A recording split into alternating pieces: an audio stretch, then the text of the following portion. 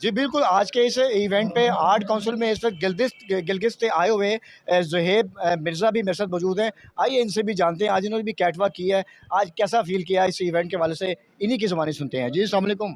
वालेकुम मिर्ज़ा अस्सलाम। साहब कैसा लगा आज आपको? आज का इवेंट बहुत अच्छा रहा और कैट मॉडलिंग की तरफ से रिप्रेजेंट करके बहुत अच्छा रहा। और मैं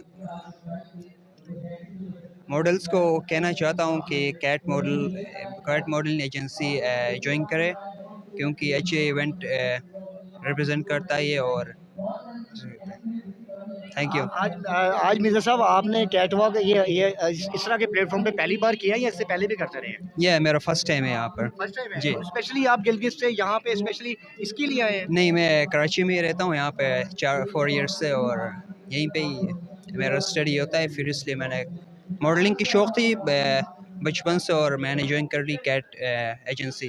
तो मिर्ज़ा साहब आज K92 की न्यूज़ की स्क्रीन पे आज वाज़िया कर दें कि आज आप कितनी खुशी है, आपकी खुशी का इज़हार क्या है? बहुत खुशी हुई है यहाँ शो में आके। आगे मज़ीद कैट वॉक करने का इरादा है आपका? जी, आगे मज़ीद कैट वॉक का इरादा है।